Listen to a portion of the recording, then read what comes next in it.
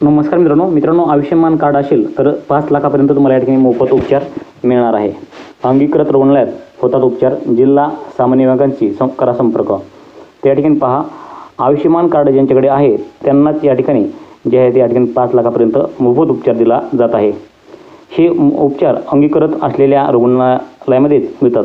याची अधिक माहिती हवी असल्यास तालुका जिल्हा समन्वयकाशी संपर्क साधावा असे आवाहन करण्यात आले आहे। जर हे कार्ड नसेल तर आपल्याला 5 लाखापर्यंत उपचार मोफत मिळत नाही। त्यामुळे याच लाभ घेण्यासाठी सर्वांनी हे कार्ड काढून घ्यावेत असे आवाहन करण्यात आले आहे। तर आयुष्यमान भारत प्रधानमंत्री जे काही जन आरोग्य योजना आहे त्या योजनेमार्फत ही भारत सरकारची प्रमुख योजना आहे। तर 23 सप्टेंबर 2018 ही योजना सर्व राज्यभरात महात्मा ज्योतिराव फुले जन आरोग्य योजनेसोबत एकत्रितपणे राबविण्यात येत आहे।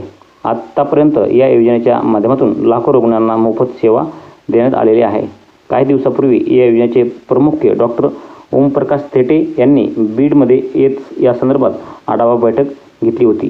तर यावेळी त्यांनी जिल्ह्यातील कामकाजावर जाहीरपणे नाराजी व्यक्त केली होती। मोफत उपचार असतानाही कार्डधारकांची संख्या कमी असल्याने सांगण्यात येत आहे। तर डॉक्टर शेटे यांच्या रेट्यामुळे यंत्रणा आणखी कामाला लागली आहे, परंतु सामान्यपर्यंत ही योजना पोहोचण्यासाठी प्रशासनाने विशेष मोहीम हाती घेण्याची मागणी आहे। त्या ठिकाणी पहा, 5 लाखापर्यंत मोफत उपचार या योजनेअंतर्गत लाभार्थ्यांना रुग्णांना योजनेच्या अंगीकृत रुग्णालयामध्ये 5 लाखापर्यंत मोफत उपचार दिले जातात। तर कोणत्या तालुक्यात या ठिकाणी बीड जिल्ह्यातील जे तालुके आहेत तर कोणत्या तालुक्यामध्ये किती हे आहेत कार्ड या ठिकाणी पहा। त्या ठिकाणी अंबाजोगाईमध्ये 62,649, आष्टी तालुक्यात 50,274, तसेच बीडमध्ये 12,000 जे काही 1,23,600 बीडमध्ये 1,23,365 आहेत। त्यानंतर धारूरमध्ये 35,604, गेवराईमध्ये 89,165, केजमध्ये 77,295, मालगावमध्ये 72,674, तसेच परळीमध्ये 72,954, पाटोदा 29,593, शिरूर 27,267 आणि वडवणी मात्र 17,316 असे आहे। आता या ठिकाणी पहा, 7.25 लाख लोकांकडे कार्ड आहे।